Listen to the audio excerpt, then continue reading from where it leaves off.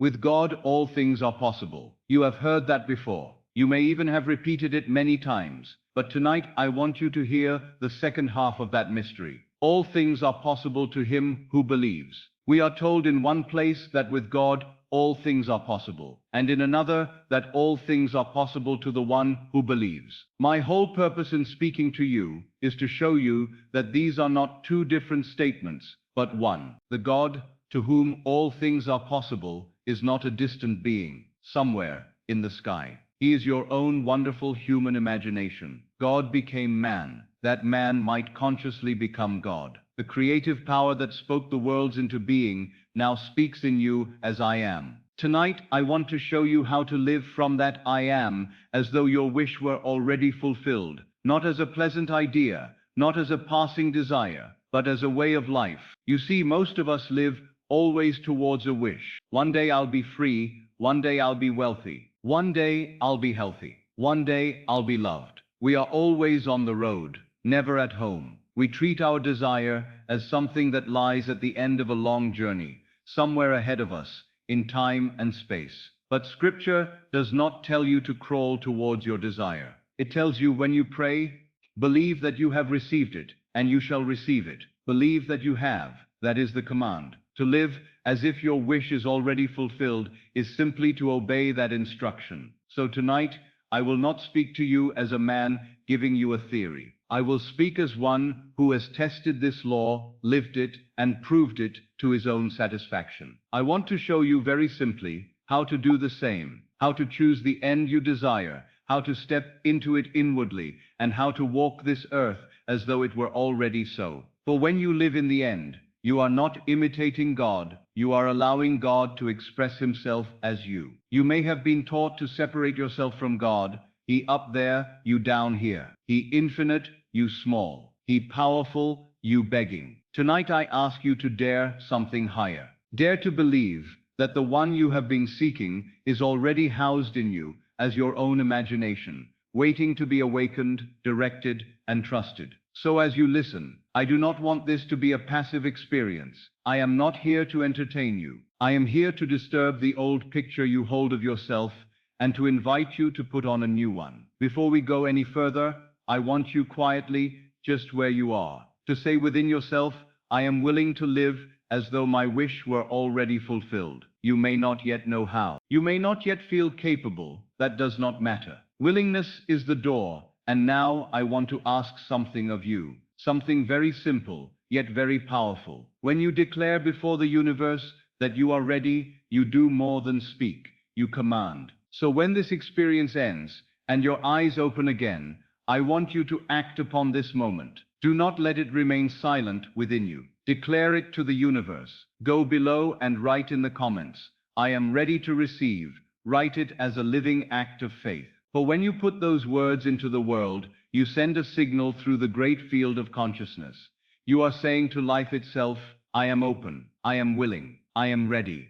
And life, being imagination made visible, will answer. Not someday, not in time, but instantly in the unseen, where all things begin. Do not underestimate this act. It may seem simple, but every movement of creation begins with a declaration. In my day, I would tell my students, do not leave this hall exactly as you entered it. Leave having made a decision. Tonight, wherever you are, the instruction is the same. Do not merely listen. Decide. Decide that from this moment, you will begin to walk differently within yourself. You will begin to question every thought that contradicts your fulfilled desire. You will begin to treat your imagination not as a toy, but as the very voice of God in you. For in a moment we shall speak of the word that was in the beginning, and how that word lives now as your inner speech, your inner assumption. But first, let your heart be prepared. You have not come here by accident. Something in you has grown tired of waiting. Something in you is ready to cross the line between someday and now. So I say to you, sit quietly, breathe, and as you listen, let this simple idea take root. To live as if my wish is already fulfilled is to let God live as me. That is our purpose tonight, to turn a sentence of Scripture into a living practice, to move from believing about God to believing as God. And if you will walk with me for this hour, I promise you, you will never again be able to say, I am powerless. What does it mean to live in the end? I want you to pause for a moment and truly consider that question, for your entire life turns upon its answer. When I speak of the end, I do not mean the end of your earthly days, nor the end of an event or a story. I mean the state in which your desire is already fulfilled, the inner condition in which what you want is already true. If your desire is for freedom, then the end is the state of already being free. If it is for wealth, the end is the state of already being wealthy. If it is for love, the end is the feeling of already being loved. The end is not a place you travel toward.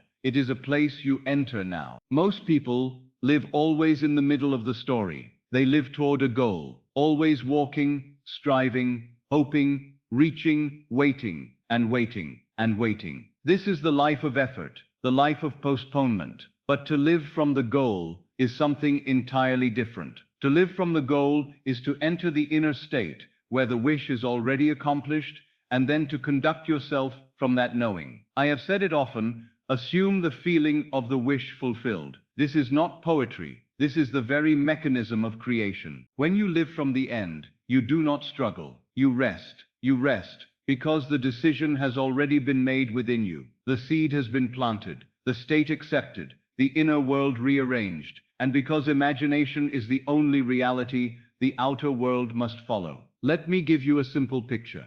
Imagine an actor on a stage playing the part of a king. He may wear the crown, sit upon the throne, and speak with all the authority of a monarch, yet he knows he is only pretending. The scene ends, the lights go down, the crown is removed. But imagine a man who knows himself to be king. He does not pretend, he does not strain, he does not strain, he does not hope for it to become true. He simply lives from that identity, and from him flows a natural authority. This is the difference between striving toward a desire and living from its fulfillment. I am not asking you to act outwardly like a king or a wealthy woman or a healed man. I am asking you to assume inwardly the feeling that belongs to that state. You may say, but Neville, I do not see any evidence that it is true. I understand. When the assumption is first made, it will seem false. Your senses will deny it. Reason will argue against it. Your present circumstances will contradict it. But I learned long ago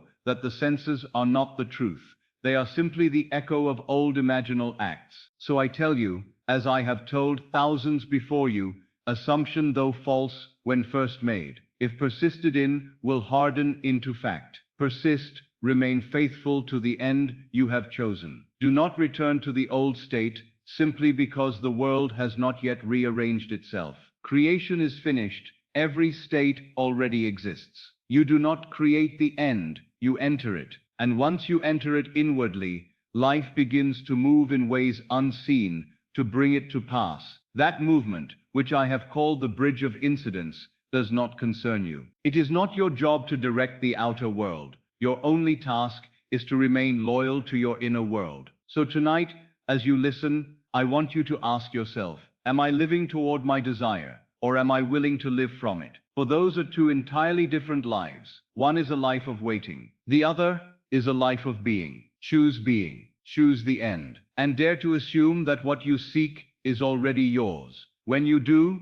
the world will mirror the assumption, not because the world is magical, but because you are. In the beginning was the Word. You have heard that opening line countless times, yet very few have stopped to ask what it truly means. If you hear it with the ears of the surface mind, you imagine a sound, a spoken word, echoing through the vastness of space, commanding stars into being. But Scripture was never concerned with audible sound. The word is not a vibration in the air. The word is meaning, the inner state, the assumption, the intention behind the thought. In the beginning was the Word means in the beginning was the state of consciousness. And the state of consciousness was with God. And the state of consciousness was God. Creation begins not with speech, but with being. With the inner meaning we accept as true, the mood we take on, the assumption we wear. I have told my students for years, man is all imagination, and God is man, and exists in us, and we in him. This is not philosophy. This is not poetry. This is the foundation upon which your entire life rests. Your imagination is not a daydreaming faculty. It is not fantasy. It is the only creative power in the universe. What you imagine with feeling becomes the world you walk through. Every fact you can point to, your home, your relationships, your income, your health, every one of them began as an imaginal act. Someone, somewhere, imagined it first. Let me share a simple example from my own experience. Years ago in Barbados, I watched one of my brothers build an entire business empire with nothing but a vision. He had no money, no backing, no partner. What he did have was a burning imaginal picture of his family name stretched across a building that did not belong to him. Each morning and evening, for 2 years, he saw that name in his mind's eye. He saw it fixed above the doorway, shining like a promise. He saw himself walking through that door as though it were the most natural thing in the world. Outwardly, nothing changed. But inwardly, he had already moved into the state of ownership. He lived from the end. One day, a day he did not and could not have predicted, a man walked into his life and offered to purchase that very building on his behalf. My brother needed nothing but his signature. Within 10 years, the debt was paid. Within 30, the building sold for nearly $1 million, and the family business expanded across the islands without ever taking a partner. How did it happen? Because my brother lived in the end. He did not imagine to escape reality. He imagined to create reality. Let me give you another example, this time concerning love. A young woman once came to my lecture in New York, tormented by loneliness. She told me she could not find anyone suitable. She felt undesirable, invisible. I said to her, "My dear, you do not need to find the man. You need only assume the state of being loved." She did not believe me, but she was desperate enough to try. So each night, before drifting into sleep, she imagined the simple feeling of being cherished. Not a face, not a man, just the warm, natural sensation of being held in affection. 3 weeks passed. She met someone entirely unexpected, someone who adored her. 6 months later, she was married. She wrote to me afterward and said, "Neville, I did nothing but change my inner feeling, and that is all she ever needed to do." I could give you hundreds of stories of men who imagined themselves promoted, of women who imagined checks coming in the mail, of families who imagined reconciliation, and each one began the same way. An imaginal act, a simple inward shift, a silent acceptance of the end. And the world rearranged itself to make that inner picture visible. So I say to you,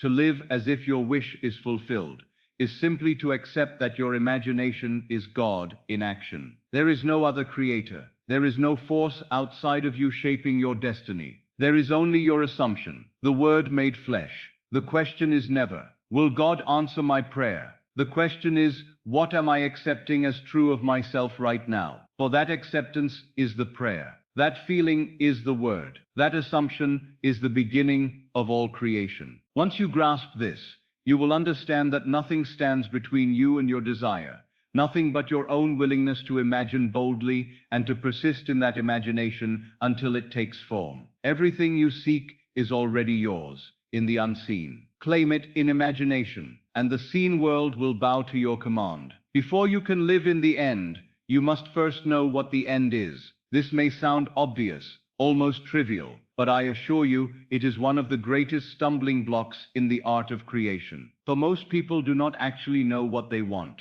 They know what troubles them, what frightens them, what they wish to escape. But the desire itself is vague, unformed, without shape or definition. And hear me now, you cannot live in an undefined end. You cannot assume a feeling when the thing desired has no clear identity. So let us take a moment, just you and I, and choose a single wish. Not 10 wishes, not a handful of wishes, not a vague hope for a better life. Choose one. One wish that, if fulfilled, would make this moment meaningful for you. Is it health?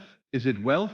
Is it companionship? Is it reconciliation? Is it freedom from a burden? Is it success in your creative work? Do not say, "I want everything to improve." That is not a wish. That is a mood of confusion. Choose one. For in choosing one wish, you give your imagination something it can inhabit. Now, once you have chosen it, Let us refine it. Let us move from desire to definition. Most desires begin as vague statements such as I want more money, I want a better job, I want to be loved, I want to feel secure, I want to be healthier. These are not ends, these are shadows. They have no form. The end must be definite, not necessarily detailed, but definite in meaning. Let us take more money. What does it mean? Would one extra coin in your pocket satisfy it? You said more, didn't you? No. What you desire is not simply more. What you desire is enough, or abundance, or freedom, or ease. Translate the vague wish into a definite state, such as I am financially secure, or I live freely and easily without worry. Now you have an end. Or take a better job, better how, better pay, better hours, better environment, better treatment. You do not need to specify every detail, but you must specify the feeling implied by the end. I am valued in my work. I am fulfilled and well compensated. I am doing what I love. These are ends. Or take love. Do not say I want someone. That is not an end. That is an ache. Translate it. Instead, I am happily, faithfully loved. I am cherished and secure in love. Now let me show you something subtle but vitally important. You never imagine the process. You imagine the result. If you imagine the process, you are imagining not being the person you wish to be. You are imagining the distance, the gap. That is why so many people fail. They imagine every step toward the desire, instead of the desire itself. Suppose your wish is wealth. Do not imagine the job interview, the loan, the business negotiations. Imagine instead the condition that implies wealth. Something as simple as a friend shaking your hand and saying, congratulations, I knew this moment would come for you. Or if your wish is health, do not imagine doctors, treatments, medicine. Imagine a family member saying, you look wonderful, better than ever. Or if your wish is love, imagine hearing, I'm so happy for you. You finally found someone who treats you the way you deserve. These are implied scenes. They are not the wish itself, but they imply its fulfillment. They let you bypass the mechanics entirely and jump straight into the end. Now let us practice together for a moment. Close your eyes inwardly. Do not shut them physically. If you prefer not to, but shut out the world within yourself, and ask if it were done, who would be the first to notice? Do not force the answer. Allow it. It may be a parent. It may be a spouse, a friend, a co-worker, someone close, someone distant, someone who matters to your heart. Now ask, what would they say to me if the wish were already fulfilled? Would they embrace you? Would they smile with genuine delight? Would they say, I'm proud of you, or I knew you could do it, or you look radiant, you finally did it, or I always believed this day would come? These little phrases, so ordinary, carry extraordinary power, for they contain the feeling of the end. You see, you and I are not building long dramatic scenes. We are crafting moments, small fragments of experience that imply a complete reality. A single sentence can carry an entire world. A single gesture, a single congratulatory tone, a single smile can lift you into the state you seek. So now, quietly, without strain, allow yourself to hear one simple sentence spoken to you by the person you chose. Let the tone be natural, as though it is truly happening. Hear it, feel the warmth of it, accept it. This is the beginning of living in the end. Not struggle, not effort, not force, not trying to imagine every detail. Simply accepting a moment that implies the fulfillment. And if you can hold that moment, not continuously, but faithfully, your desire will crystallize into fact, just as surely as night follows sunset. For the moment you define your wish clearly, you have given God, your imagination, a place to dwell. Feeling is the secret. If the imagination is the creator, then feeling is the life by which creation moves. Without feeling, an imaginal act is a shadow, a dry seed with no moisture, a word spoken without breath. It cannot take root.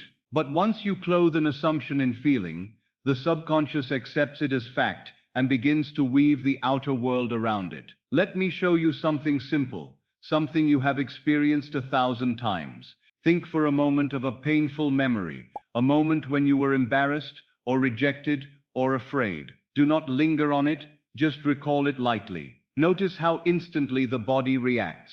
The stomach tightens, the heart beats differently, the throat contracts, the face warms. A feeling from years ago can reproduce itself as though it were happening now. This alone should convince you of the power of feeling, for the event is long past, the people are gone, the circumstances have dissolved, yet the feeling remains alive. And if a painful memory can influence you now, how much more can a chosen feeling create your tomorrows? Feeling is the secret, because the subconscious accepts feeling, not words, not effort, not logic, as the truth of your life. You can repeat an affirmation 1,000 times, but if the feeling contradicts it, the feeling will win. So let me show you how simple it is to use this mechanism for your benefit. Just as you can recall a painful scene and feel its sting, you can recall or create a joyful scene and feel its fulfillment. Let us transpose the mechanism consciously. If your desire is for wealth,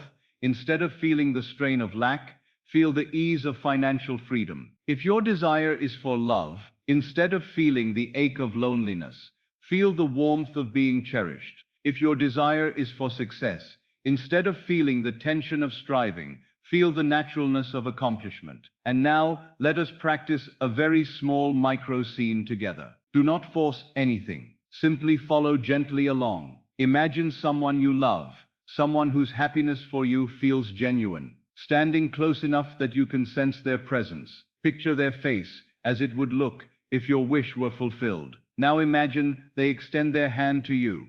Not formally, not ceremoniously, just a warm, proud handshake, the kind two people share when a long-awaited moment finally arrives. Feel the texture of their hand, feel the pressure of their fingers, feel the sincerity in the gesture. And now hear them say to you, very simply, I'm so happy for you. Let the words be ordinary, natural, unforced. Do not imagine trumpets sounding, or crowds applauding, or angels singing. Imagine something so subtle, so human, so believable, that it could happen tomorrow. Hear it again. I'm so happy for you. Notice what happens inside you at the sound of those words. A softening, a relief, a quiet recognition. This is right. This is natural. This belongs to me. Hold that feeling for a moment longer. Not the words, the feeling they produce. That feeling is the secret.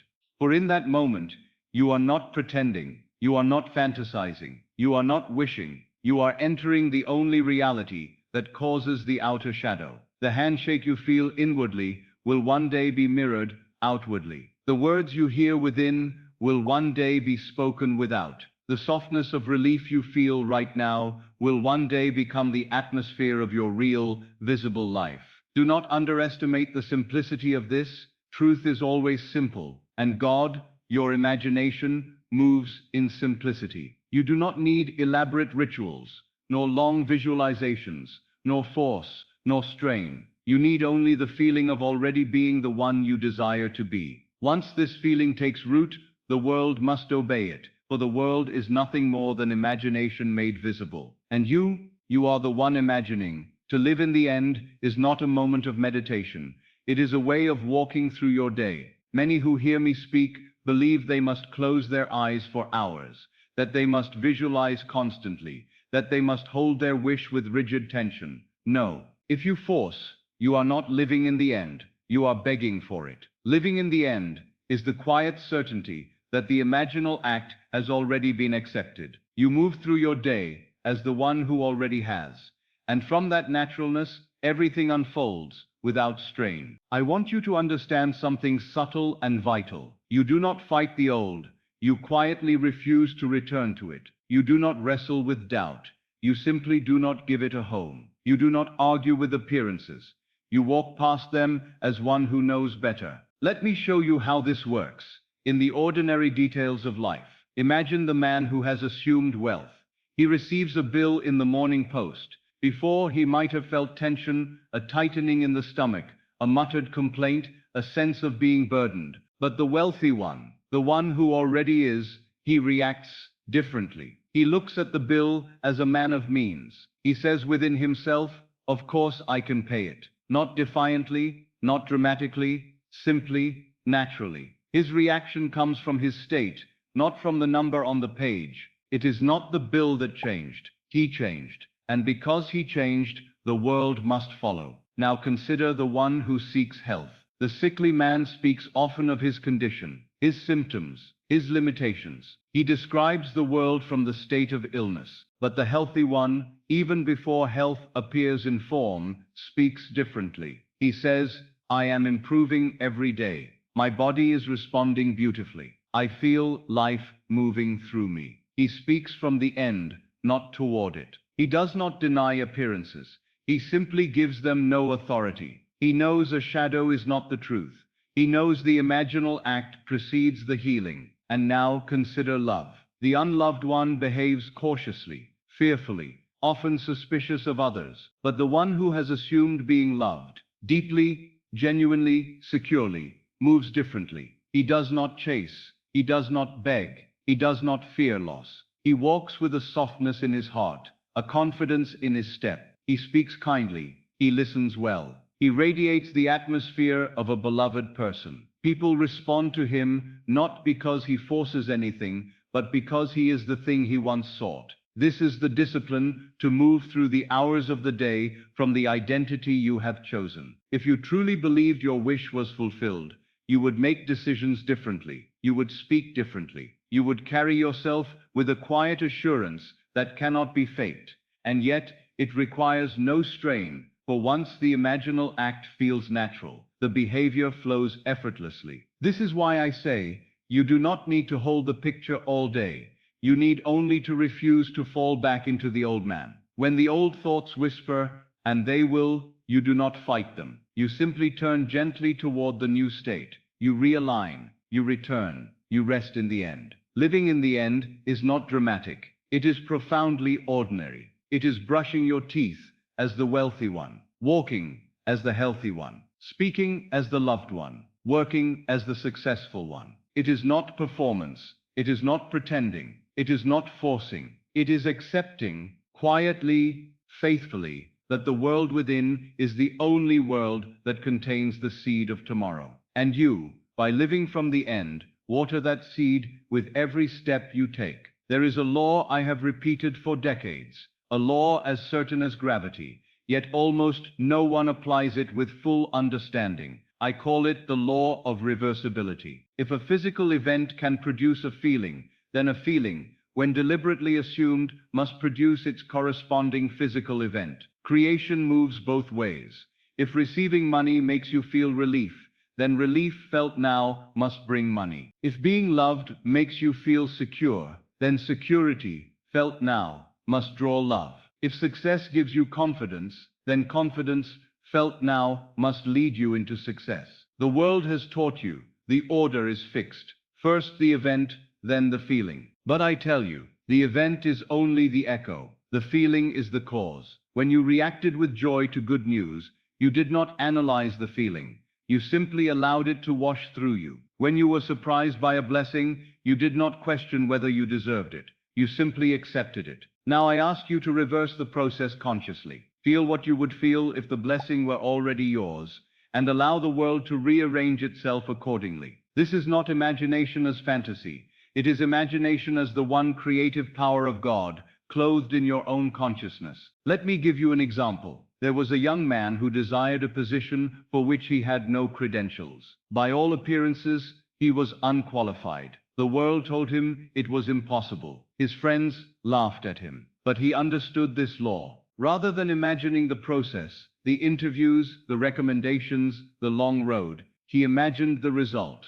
He heard his mother say, "Oh, darling, I knew you could do it." He heard his own voice speaking calmly. Yes, everything worked out perfectly. He felt what it would feel like to stand in the dignity of the accomplished man. Every morning, before rising from his bed, he entered that feeling, not desperately, not repeatedly throughout the day, but simply with quiet faith. Within a month, a series of events unfolded that no planner could have orchestrated. A man resigned unexpectedly. Another recommended him without request. A door opened where no door existed. He entered the position, and when he stood in his mother's home and heard her speak those very words he had imagined, he wrote to me and said, "Neville, it felt like Déjà vu. Yet I know now that it was fulfillment. Do you see? The world simply mirrored the inner state. I tell you, the world is not outside of you. It is within you, being pushed out through the doorway of imagination. When you assume the feeling of the wish fulfilled, you are planting the cause, and every cause has an effect, every seed its harvest. You need not know the how. Leave the bridge of incidents to the deeper wisdom within you. It knows more ways to bless you than your conscious mind could ever conceive. Simply feel it real. Feel the blessedness. Feel the relief. Feel the joy. Feel the naturalness. And the world, in its own wonderful way, will echo that inner movement, for the law of reversibility cannot fail. If you can feel it, you can have it. And if you dare to persist in that feeling, you must have it. There is a doorway that every man and woman crosses each night, yet almost no one uses it consciously. I speak of that gentle, drowsy edge of consciousness, that sacred moment when you are neither fully awake nor fully asleep. I called it the state akin to sleep, or sats. This state is the most fertile soil in the world, for in that twilight of awareness, the conscious mind loosens its grip, and the subconscious, the creative power of God, stands open and impressionable. In my lectures, I described it as the moment when you are too sleepy to argue, too relaxed to resist, yet still awake enough to direct the mind. It is there that the imaginal act takes root. Let me guide you through it, exactly as I have guided thousands over the years. First, as you prepare for sleep, allow the body to relax completely. Do not force it. Simply let go. Let each limb grow heavy. Let the breath become slow and natural. Let the eyelids rest gently. You are not trying to accomplish anything with the body. You are only quieting it so that your attention may move inward. Second, choose one scene, not many, not a dozen, only one. And let that scene imply with unmistakable clarity that your wish is already fulfilled. It must be brief, no longer than a moment, something you can repeat without effort or strain. For some, it is the simple feeling of a hand clasping theirs in congratulations. For others, it is hearing a friend say, "I'm so happy for you." For another, it may be lying in a new bed, feeling the atmosphere of a new home. Whatever the scene, it must carry the emotional signature of the fulfilled desire. Third, once the scene is chosen, enter it in the first person. You are not watching yourself from afar as though you were an actor on a stage. You are in it. You feel the handshake, you hear the voice, you sense the room around you. You accept its reality without argument. Then gently, not forcefully, repeat the scene until it begins to feel natural. Not dramatic, not exaggerated, but natural, as though it were simply a memory returning to you. This naturalness is the secret doorway into the subconscious. There will be nights when doubts or fears arise. Do not wrestle with them. Do not try to reason them away. Reason is the servant of the outer world and has no place in this inner kingdom. Instead, quietly return to the end. Return to the moment of fulfillment. Return to the relief, the joy, the certainty that the thing is already done. You may drift in and out of the scene. That is perfectly natural. Each time your mind wanders, gently bring it back, as a mother would lead a child by the hand back to his path. No anger, no criticism, only quiet insistence. Then, as sleep comes, let the scene softly accompany you. Do not force it to the end. Simply glide into slumber as the man or woman who already possesses the desire. For the subconscious does not differentiate between the feeling of a memory and the feeling of an imaginal act. It accepts whatever you fall asleep in. And so I say to you, as I said in my early lectures, sleep each night as though you were already the one you long to be. For if you sleep in that assumption, you will wake to a world reshaped in its image. That is not a technique. It is communion with the divine within you. It is your nightly appointment with the creative power of the universe, your own wonderful human imagination. There is a law woven into the very structure of creation, a law so simple, so obvious, that most overlook it entirely. I call it the law of reversibility. It states that if a physical event can produce a certain emotion, then the same emotion, impressed inwardly, can and must produce a corresponding physical event. If receiving money brings relief, then relief felt now, without waiting for the money, will draw the outer condition that matches it. If the embrace of a loved one produces joy, then joy, felt now, from within, will call forth the outer embrace. If success brings confidence, then confidence assumed now will open the doors that lead to success. This is not philosophy. It is a fundamental law of consciousness. In the world of physics, the same energy which produces heat can, under reversed conditions, produce cold. Electricity and magnetism, light and vibration, all are reversible in their operations. And so it is with your inner life. If the outer world can move the inner, then the inner may, by the same principle, move the outer. Now let me make this practical. You have known moments in your life when a long-standing burden was lifted. Perhaps a debt was paid, a letter arrived with good news, a diagnosis turned out harmless. In that moment, your whole being exhaled, your shoulders loosened, your breath deepened.